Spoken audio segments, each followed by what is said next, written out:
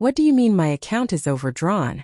That's impossible, I said, staring at my phone in mock surprise as Kevin's sister ranted about the rent money he'd promised her. He did what? I kept my voice steady, letting her believe I was just learning about my husband's betrayal. My name is Lena Vu. I'm a senior internal auditor based in Seattle, and until recently, I thought the worst mistake of my life was trusting the wrong client. Turns out I married one. That Sunday morning, I woke up to an empty bed and a note on the fridge that read, "I'm gone. Don't look for me. I never loved you anyway." Elegant, cruel, and so perfectly in character. Kevin Tran was charming, successful, and apparently, an expert in selective amnesia. He forgot the 7 years we'd spent together, the life we built, and the fact that I wasn't some clueless bystander. I'd seen betrayal in balance sheets, caught CFOs laundering millions through shell companies, and testified in 2 federal cases. So when my own husband started asking about our retirement accounts and deflecting questions with too much ease, I didn't panic. I logged in. 3 months ago, I started noticing red flags. Kevin, who'd never once cared about our finances, suddenly became obsessed with long-term liquidity and wanted to diversify our portfolio. He started making vague comments about minimizing exposure and future contingencies. I humored him, smiled, let him believe I was distracted by deadlines and corporate audits. But each late-night search he made on offshore funds, every mysterious phone call he tried to hide, every browser tab he minimized when I walked in, it all fed the growing suspicion in my gut. But I didn't confront him. That's not how I work. Instead, I did what I do best. I tracked patterns, created a folder on my home network labeled Case KT, and began documenting everything. Transactions disguised as consulting expenses routed through third-party gateways. Travel charges for flights I never booked. Hotel stays under aliases. Digital breadcrumbs that led back to him. I traced every cent. I logged every lie. I mirrored every move in a private report and forwarded copies to my lawyer. Then, I quietly rerouted our joint savings into a trust protected by legal safeguards. I alerted my contacts at the bank, flagged suspicious activity, and disabled his access to our primary accounts. I even placed a freeze on our mortgage drawdown line. So when fraud alerts lit up my phone that Monday morning, denied withdrawals, locked cards, frozen wires, I didn't panic. I poured my coffee, opened my laptop and watched it unfold. Kevin thought he'd disappear with everything. What he didn't know was that he was walking straight into a trap. My trap. The alerts kept coming in waves. Kevin's failed attempts to access our frozen accounts, declined purchases, and blocked transfers from 3 different banks. I imagined his face twisting in confusion, then panic somewhere far from here. Maybe at an airport kiosk or a rented SUV.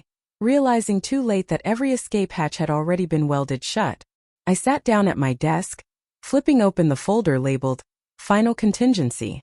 Inside was a printed log of every transaction Kevin had tried to hide from me. I'd spent weeks compiling it, screenshots, timestamps, wire receipts, and flagged entries, all color-coded and indexed.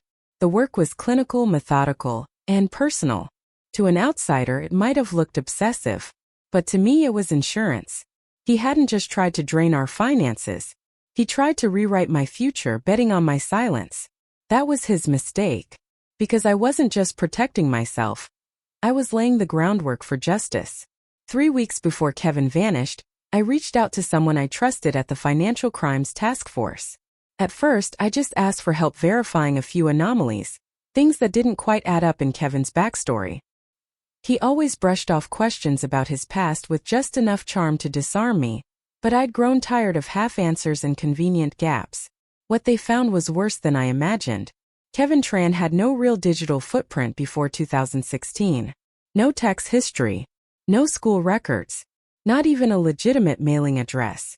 Just a polished LinkedIn profile, a passport with perfect lamination, and a string of shell companies stretching from Nevada to the Cayman Islands. Under 2 other aliases, he had defrauded at least 4 women, one in Denver, one in Phoenix, another in Toronto, and a 4th still unconfirmed. All smart, successful, financially stable. All left with nothing. One of them, Maya Caldwell, had even filed a police report, but the case went cold after Kevin disappeared without a trace. I was never his partner. I was his pattern. What Kevin never realized was that while he was orchestrating his slow, polished exit, I was building a case with federal reach. I mirrored every device he used, logged every transaction, and even intercepted one of his burner phones. He'd been so confident in his performance that he didn't notice I'd stopped reacting, that I'd stopped asking. I simply observed. And now, sitting in my quiet kitchen, I felt something I hadn't in weeks: clarity. Not anger. Not grief. Just the cold precision of purpose. The detachment of someone who knows the truth and is ready to act on it.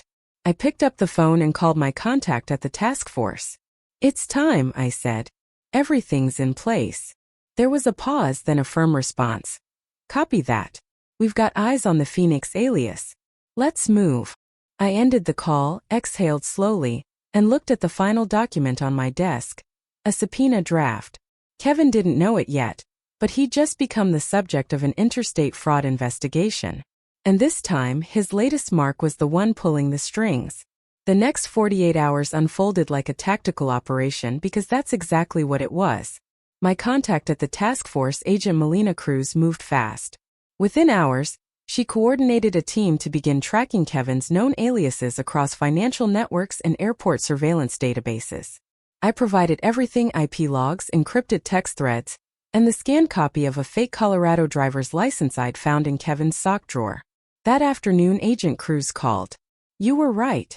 He booked a flight out of SeaTac using an identity linked to the Phoenix case. But he never made it past security." My heart skipped. What happened? He tried to use a flagged passport. TSA held him for questioning, but he bolted. Disappeared into the terminal crowd before agents arrived. Classic Kevin. Slippery, bold, and convinced of his own invincibility.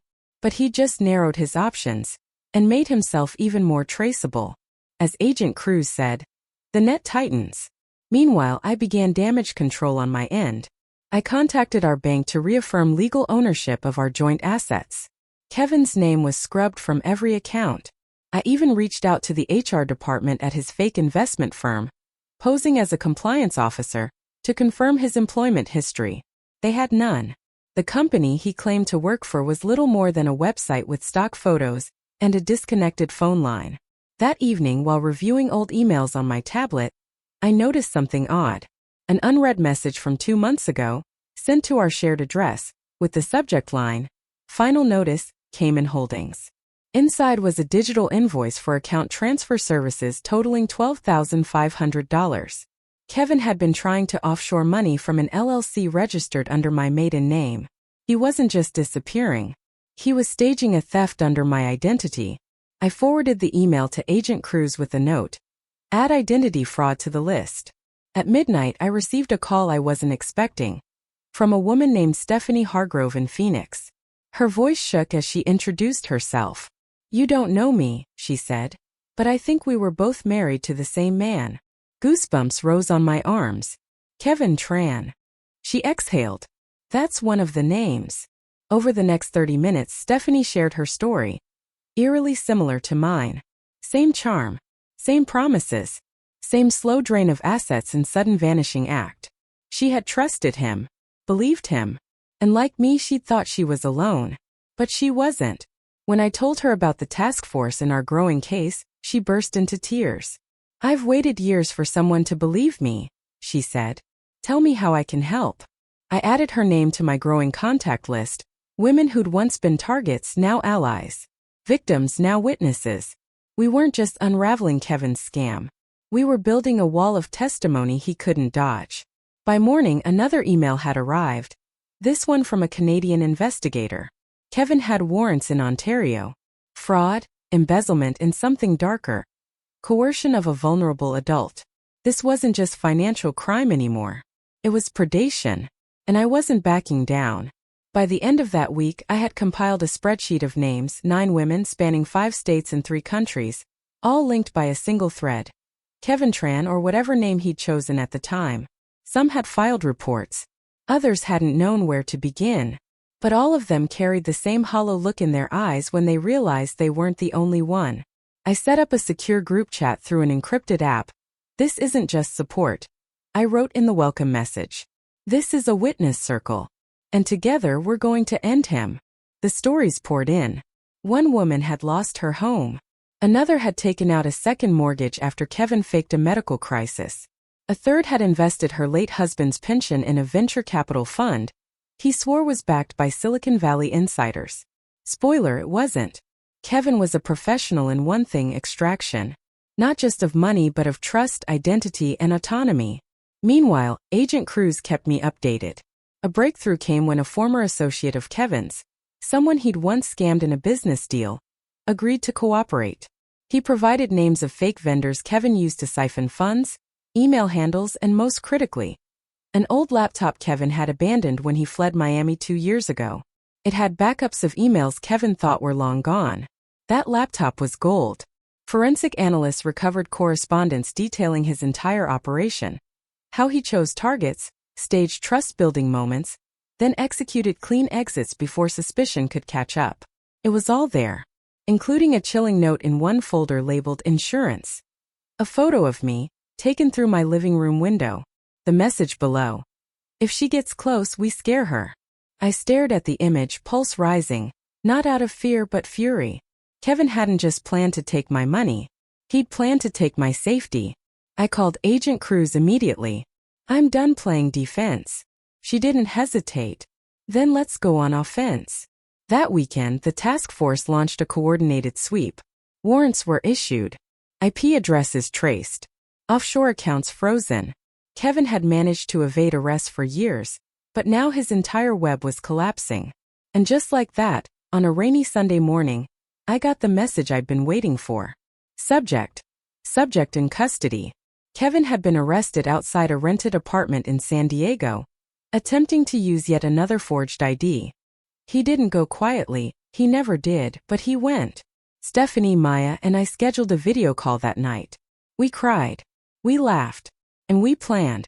Because justice wasn't just about one man behind bars, it was about dismantling the system he'd built and making sure no one else could ever use it again. I looked around my quiet apartment, rain tapping the windows, and felt it for the first time in months. Peace. Then, as if on cue, my phone buzzed. Another woman. Another story. I saw your name in the article, she wrote. I think he got to me too. The woman's name was Evelyn Park, a software engineer in Vancouver. Her message was short, but the pain between the lines was obvious. I met him as Nathan Cole. We were engaged. I thought I was the only one. She wasn't. I replied immediately, asking if she'd be willing to speak. She called me an hour later, voice shaking but determined. He disappeared 3 weeks before the wedding, she said. Took everything. My savings, my mother's heirloom necklace, even my laptop. He left a note, said he couldn't handle commitment. I blamed myself for months. I closed my eyes, anger simmering beneath my calm. You're not alone, Evelyn. And you're not crazy. He's a professional predator. And now we're taking him down. We added her to the encrypted group. The stories kept flowing. In one message, a woman wrote, he told me I was his light after the darkness. Turns out I was just his next deposit. Some days I felt like I was drowning in rage. But then I'd read another message, one filled with relief, clarity, or even gratitude. And I'd remember why I was doing this. We weren't just testifying against a con man. We were reclaiming our voices. Meanwhile, Agent Cruz was preparing for the next phase. Prosecution. She said, we've got financial records, victim statements, IP logs, fake IDs, even offshore transfers. It's airtight. But what we need now is narrative. A cohesive picture for the court. So I spent days compiling timelines, connecting events across borders, identifying overlap between victims. I printed color-coded charts and added photos. We mapped the fraud like a war room, pins, string, arrows. I realized how many of us had been isolated not just emotionally but geographically. California, Alberta, Arizona, Ontario. Kevin had made sure no two victims ever lived too close. But he hadn't counted on us finding each other. Stephanie suggested we submit a joint victim impact statement, one that spanned our collective trauma. I loved the idea. Let's write it together, I said. We set a date for a video call. 8 women, 1 screen. We cried. We cursed. We laughed bitterly. And then, together, we wrote a document that would later bring a federal courtroom to complete silence. As we edited, Evelyn looked into the camera and said something that stuck with me. We all blamed ourselves. For trusting him. For falling for the illusion. But maybe that's his real crime. Stealing our faith in ourselves. And just like that, I knew how the statement would end. You didn't just steal our money. You tried to steal our certainty, our confidence, our belief that we were smart enough to see you coming. But here we are, together, louder than ever. And you? You're just another failed scheme in our past. When we submitted it to the court, Agent Cruz called me personally. Lena, the judge requested copies for every juror. That never happens. Kevin's trial was about to begin. And for the first time, we weren't just survivors. We were witnesses. And we were ready. Kevin's trial opened on a crisp Monday morning. Nearly a year after he left that cruel note on my fridge. The courtroom buzzed with murmurs as reporters filed in, cameras flashing outside the courthouse doors. I walked in with Agent Cruz at my side, along with Evelyn, Maya, and Stephanie, all of us seated together, a silent wall of resolve. Kevin sat at the defense table in a tailored suit, looking every bit the polished professional he'd always pretended to be. But this time, the mask couldn't hide the tension in his jaw or the flicker of panic in his eyes as the prosecution laid out their case. They began with numbers. Dozens of bank accounts. Hundreds of transactions. Millions in cumulative losses. Then came the pattern. How he charmed his way into lives, isolated his victims, manipulated trust, and vanished before consequences could catch up. It was clinical, devastating, and impossible to refute. I was the first witness to take the stand. I told the court how I met him, how he built a life with me brick by brick, only to rip it apart for profit. I explained how I tracked every transfer, mirrored every device, and worked with the task force to expose him. I kept my voice calm but steady, precise, as if reading a balance sheet. I knew that was the only way to make them see. This wasn't heartbreak. It was theft, calculated and cruel. The defense tried to paint Kevin as a man under pressure. He made mistakes, his attorney said. But he didn't set out to harm anyone. That's when Evelyn took the stand. She spoke of the wedding that never happened. Of the loan she took to build a future he never intended to share. Her voice cracked only once when she said, "He told me my dreams were safe with him. Then he emptied my accounts and left me with debt I'll be paying for years." Stephanie followed, and then Maya.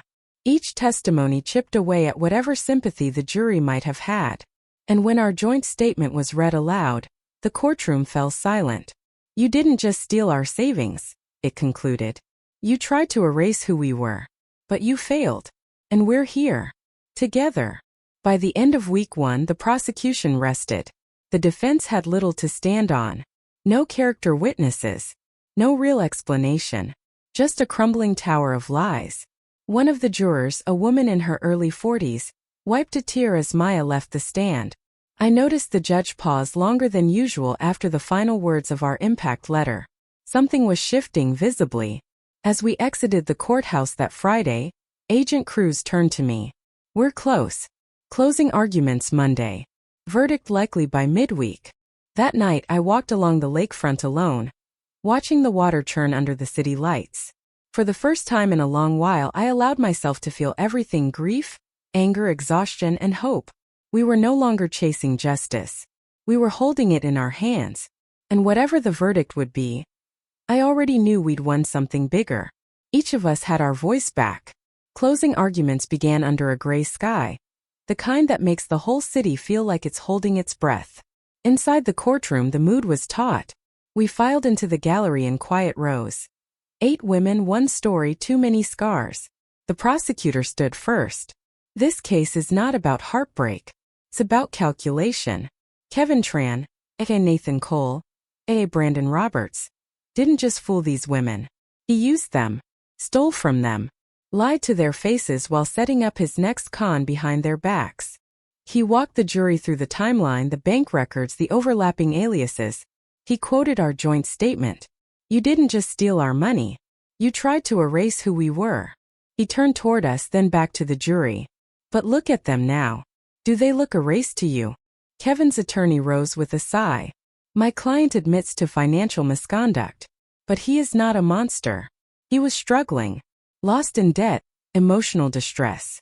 This wasn't predation. It was desperation. No one in that courtroom flinched, but I felt the air grow colder. The judge gave final instructions. Then the jury filed out, 12 strangers carrying the weight of our pasts. We waited and waited. 6 hours passed. Then 8. Around 9:30 p.m. the bailiff entered, eyes unreadable. We have a verdict. Everyone stood. My heart thundered in my chest. On the charge of grand larceny, guilty. On the charge of identity theft, guilty. On the charge of wire fraud, guilty. On the charge of conspiracy to defraud, guilty. With each word, the courtroom seemed to breathe deeper. Kevin's shoulders slumped. His mask cracked. His lips twitched like he wanted to speak, but nothing came out. The judge scheduled sentencing for 3 weeks later. But in that moment, we didn't need the years. We had our answer. Outside, reporters swarmed. Microphones, flashing lights. Ms. Nguyen, how do you feel? I looked into the cameras, my voice steady. This verdict isn't just for us. It's for every person who's been conned, gaslit, and silenced. Let this be proof. Your voice matters.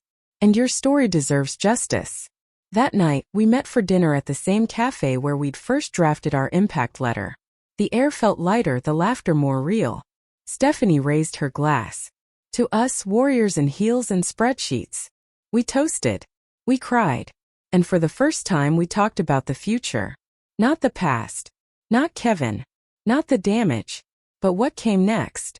Evelyn wanted to start a nonprofit for financial abuse survivors. Maya had been offered a speaking tour on scam awareness. Stephanie was writing a book.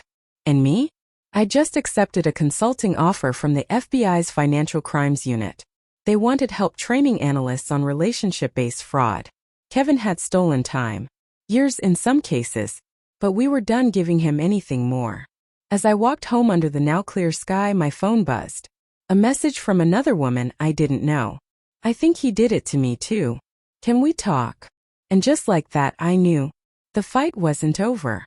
But now we weren't fighting alone. And this time we were ready.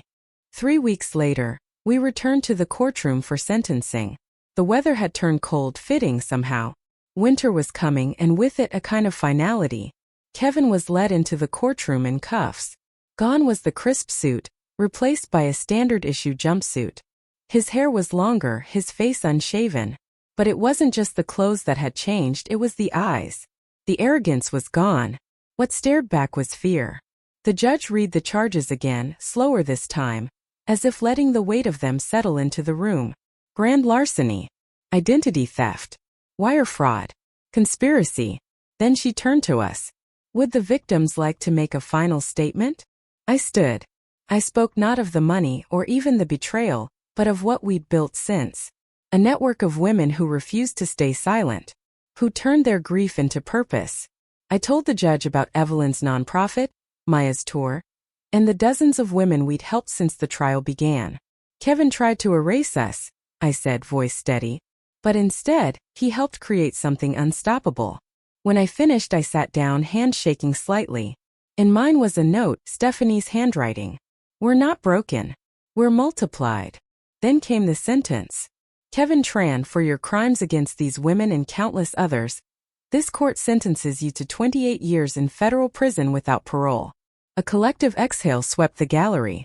Some of us cried. Others simply nodded. Kevin was let out in silence. Justice at last. After the hearing, we stood on the courthouse steps, arms linked. A reporter asked what came next. Evelyn smiled. We build. And build we did. The months that followed were full of momentum. I spoke at universities, trained young analysts, and even sat on a task force for international financial fraud. Our survivor group grew. Dozens became hundreds. Women from all walks of life. Some still in shock. Others ready to fight. We launched a digital platform called Restored. A place for stories, for education, for rebuilding. The mission was simple. Help people see the signs, find the strength, and reclaim their voice. 6 months later, I stood at a podium in D.C. beside Agent Cruz, addressing Congress about online financial crimes. I wore the same blazer I'd testified in. It felt symbolic, like armor repurposed. As the cameras clicked and questions flew, I caught sight of the group in the back row. Stephanie, Maya, Evelyn, and 2 new women I hadn't met before. All of them standing, smiling. Strong. Later that night, we held a quiet dinner in a rooftop restaurant overlooking the Capitol. We talked about legislation, about healing, about sisterhood. No longer just survivors, we were changemakers. Kevin had once called me too controlling when I asked where the money was going. Now I control a movement. Not for revenge, for resilience. And I'm just getting started. Because every con leaves a mark, but every voice raised leaves a legacy. And for every person still living in silence, we hear you. Your story's not over yet.